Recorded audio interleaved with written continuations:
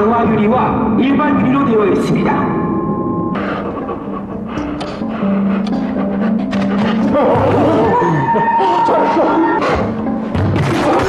Squid Game.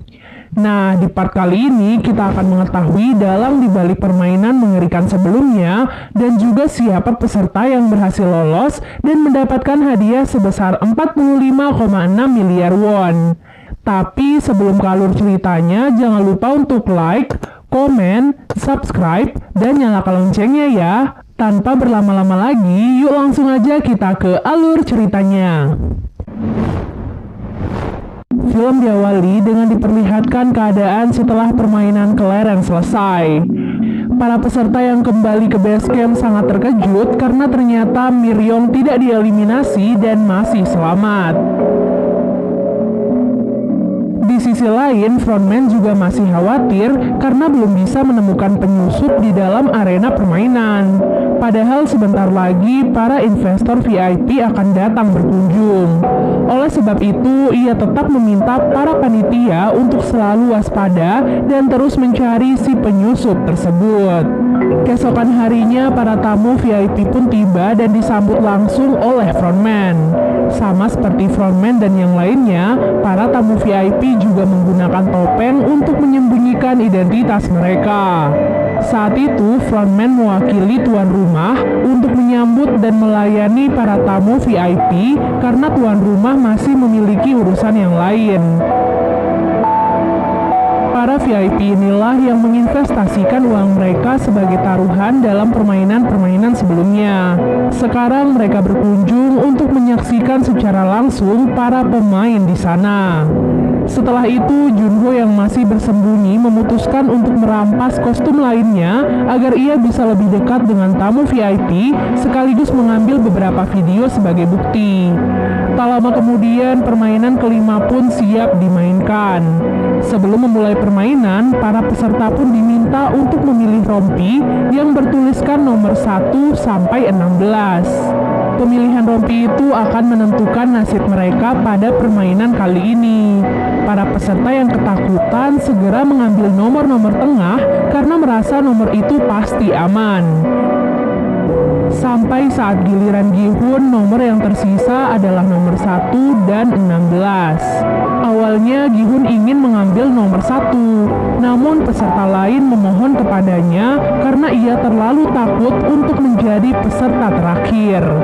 Alhasil, Gi-hun pun mengalah dan membiarkan peserta itu untuk mengambil nomor pertama. Setelah pemilihan nomor, mereka pun dihadapkan pada sebuah jembatan kaca. Dalam waktu 15 menit, setiap pemain harus melewati jembatan kaca itu sesuai dengan urutan mereka. Nah, jembatan kaca itu terbuat dari dua jenis kaca yang berbeda. Itu artinya jika salah melangkah, maka mereka akan langsung jatuh dan tewas. Menjadi pemain awal adalah tugas yang paling berat, karena jika mereka salah melangkah, maka pemain di belakang mereka bisa aman karena memilih kaca yang benar. Namun menjadi pemain terakhir juga tidak mudah, karena ia harus berpacu dengan waktu yang terus berjalan. Singkat cerita, permainan kelima pun dimulai. Satu persatu pemain pun mulai memberanikan diri untuk melompati jembatan kaca tersebut. Tak sedikit dari mereka gagal memilih kaca yang benar dan jatuh begitu saja. Dengan waktu yang terus berjalan, para pemain pun menjadi tidak sabar dan memutuskan untuk mendorong pemain di depan mereka.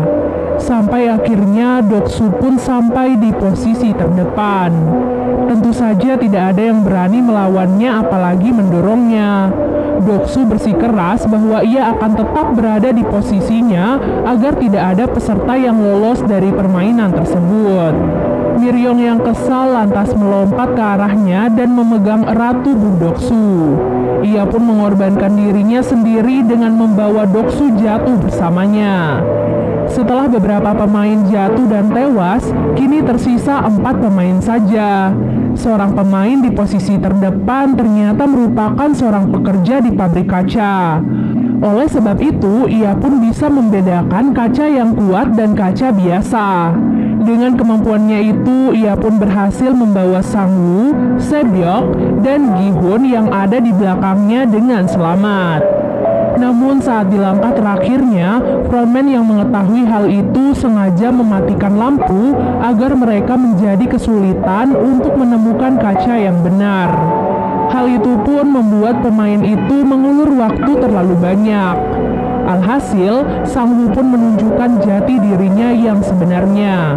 Ia tega mendorong pemain itu, padahal berkat pemain itu mereka bisa maju dengan selamat.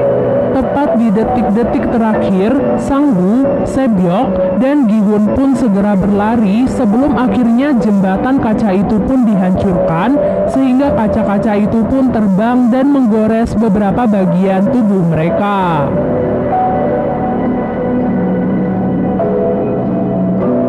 Dari ruangan berbeda, para tamu VIP sepertinya cukup puas dengan hasil permainan kali ini. Junho yang berada di sana masih sibuk melayani mereka. Kemudian seorang tamu VIP sepertinya tertarik kepada Junho dan menyuruhnya untuk duduk di dekatnya. Setelah itu, tamu VIP itu pun membawa Junho ke ruangan lain. Junho yang merasa direndahkan akhirnya marah dan menodongkan pistolnya pada tamu VIP tersebut. Junho kemudian meminta tamu VIP itu untuk memberikan informasi apapun tentang tempat permainan itu. Nah, hal itu kemudian direkam oleh Junho untuk dijadikan bukti. Setelah mendapatkan rekamannya, Junho pun menghajar tamu itu hingga pingsan dan kabur dari arena permainan itu dengan alat selam yang ada di sana. Ia pun mengerahkan beberapa anak buahnya untuk ikut mencari Junho. Tak lama kemudian, Junho pun sampai di pulau seberang. Ia ingin menghubungi ketua polisi untuk meminta bantuan, sekaligus mengirimkan bukti-bukti yang ada di handphonenya. Namun karena di sana tak bisa mendapatkan sinyal, ia pun memutuskan untuk mendaki ke tempat yang lebih tinggi. Tak lama kemudian, frontman dan anak buahnya juga sampai di sana. Mereka segera menyusuri pulau itu untuk menangkap Junho. Sayangnya, sebelum ia bisa mengirim bukti dan mendapatkan bantuan, Junho pun tertangkap oleh frontman dan anak buahnya. Tak disangka sosok pria di balik topeng frontman ternyata adalah kakaknya sendiri yang selama ini ia cari. Junho pun bertanya kepada kakaknya mengenai alasannya melakukan semua ini. Namun belum sempat mendapatkan jawaban, Junho pun ditembak oleh kakaknya sendiri dan jatuh ke laut. Di tempat lainnya, Sang-woo, Se-byok, dan Gi-hun yang berhasil lolos dipersilahkan untuk mengganti pakaian mereka dan makan malam bersama. Saat mengganti pakaiannya, Se-byok terlihat pucat dengan darah yang terus mengalir dari perutnya. Rupanya pecahan kaca besar dari permainan sebelumnya telah menancap tepat di perut kirinya. Ia pun merobek seragamnya dan menutupi lukanya itu dengan seragam tersebut. Tak lama kemudian, Gi-hun dan yang lainnya pun dihidangkan makanan lezat untuk pertama kalinya. Di sana, Gi-hun dan Sang-woo melahap makanan mereka sampai habis. Sementara Se-byok yang masih kesakitan bahkan tak mampu memotong dagingnya sendiri. Setelah makan malam itu, masing-masing dari mereka pun dibekali pisau kecil. Gi-hun terlihat masih marah pada Sang-woo karena tega membunuh pemain sebelumnya. Ia pun berniat untuk membunuh Sang-woo dengan pisaunya dan memenangkan permainan itu dengan Se-byok. Setelah itu, ia pun menghampiri Se-byok dan mengajaknya untuk bekerja sama. Se-byok yang sudah semakin lemah berpesan kepada Gi-hun bahwa jika ia berhasil selamat dan lolos dari sana, ia meminta Gi-hun untuk mengurus adiknya yang saat ini berada di panti asuhan. Setelah mengatakan hal itu, Gi-hun pun baru menyadari bahwa baju Se-byok kini telah dipenuhi oleh darah. Ia pun panik dan berlari ke pintu untuk meminta bantuan.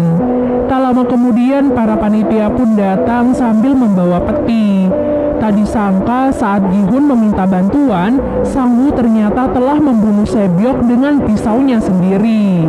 Hal itu pun membuat Gi-hun merasa bersalah kepada Se-byok dan menjadi semakin marah pada Sang-woo.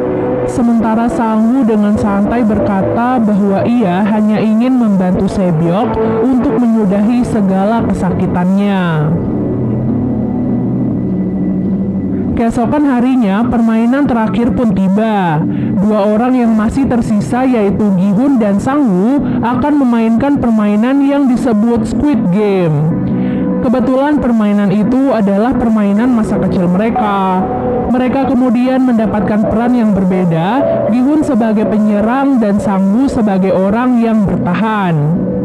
Seperti biasanya dari ruangan lain, para tamu VIP dipersilahkan untuk menonton permainan terakhir dan menjadi saksi siapa yang akan keluar sebagai pemenang.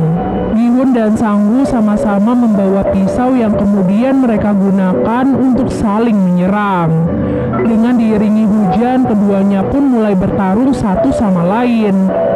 Pada satu kesempatan, Sang-woo berhasil merebut pisau dan menusuk tubuh Gi-hun beberapa kali. Namun Gi-hun tak menyerah, ia terus bangkit dan terus melawan. Usaha Gi-hun itu pun berhasil membuat Sang-woo tak berdaya. Dengan pisau yang tertancap di tangannya, Gi-hun pun mendekati tubuh Sang-woo dan berniat menikamnya. Namun tak diduga, Gi-hun tidak tega melakukan hal itu dan malah menancapkan pisaunya di samping Sang-woo. Ia memutuskan untuk tidak membunuh Sang-woo dan berjalan ke garis finish. Namun hal itu tak bisa ia lakukan. Secara mengejutkan, Gi-hun memutuskan untuk berhenti dari permainan itu. Itu artinya Gi-hun tak ingin mengambil hadiah uangnya dan memilih untuk menyelamatkan sahabatnya. Sesuai dengan aturan ketiga, ia hanya perlu meminta Sang-woo untuk berhenti dari permainan. Namun Sang-woo menolak hal itu dan malah menikam dirinya sendiri. Sebelum meninggal dunia, Sang-woo pun menitipkan ibunya pada Gi-hun.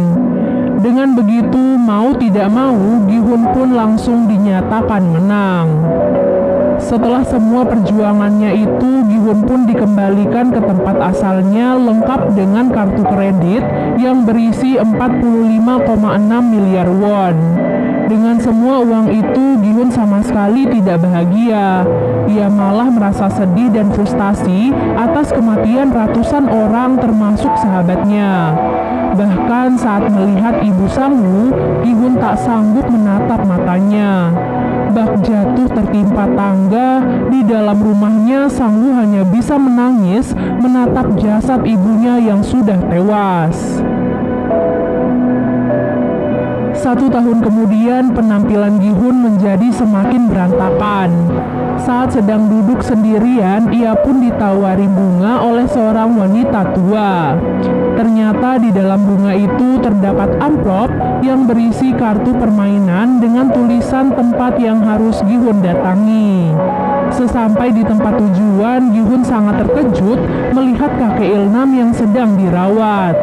Sejauh yang Gi-hun ketahui, kakek Il-nam seharusnya sudah mati saat di permainan kelereng. Tak diduga kakek Il-nam ternyata adalah tuan rumah sekaligus atasan frontman. Kakek Il-nam mengaku meski memiliki uang yang banyak, ia tidak bahagia sama sekali karena tidak tahu bagaimana cara menghabiskan semua uangnya itu. Dengan kondisi tumor di otaknya serta hidupnya yang diprediksi sudah tidak lama lagi, ia pun memikirkan cara untuk bersenang-senang. Kemudian ia pun teringat akan masa kecilnya yang selalu bahagia karena menghabiskan waktu dengan bermain bersama teman-teman. Oleh sebab itulah ia dan orang-orang kaya lainnya menciptakan arena permainan itu agar ia bisa menikmati kebahagiaan dengan ikut berpartisipasi sebelum ia meninggal dunia. Mendengar hal itu, Gi-hun pun menjadi sangat marah. Bagaimana tidak, mereka rela mengorbankan ratusan nyawa hanya untuk bersenang-senang. Namun kakek Ilnam pun menegaskan bahwa sejak awal ia tak pernah memaksa siapapun untuk ikut ke dalam permainan itu. Ia dengan tulus berterima kasih kepada Gi-hun yang sudah memberikan kebahagiaan dengan menjadi teman bermainnya selama di sisa-sisa akhir hidupnya. Setelah mengatakan hal itu, kakek Ilnam pun meninggal dunia.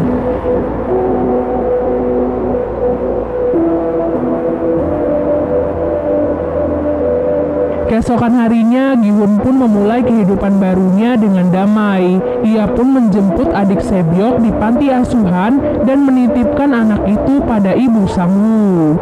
Tak lupa ia juga meninggalkan 1 koper uang untuk mereka sebagai pelunasan janjinya pada Sebyok dan Sang-woo. Film diakhiri dengan diperlihatkan Gi-hun yang akan pergi menyusul putrinya ke Amerika. Sebelum pergi, ia melihat seorang pria misterius yang sedang bersama korban permainan selanjutnya. Setelah itu, Gi-hun pun merebut kartu tersebut dan menelpon frontman.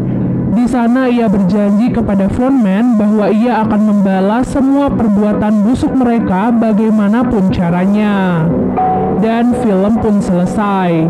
Jadi itu dia guys, akhir dari drama Squid Game. Semoga bisa menjadi pelajaran untuk kita semua ya. Terima kasih banyak udah nonton dan sampai jumpa. Bye.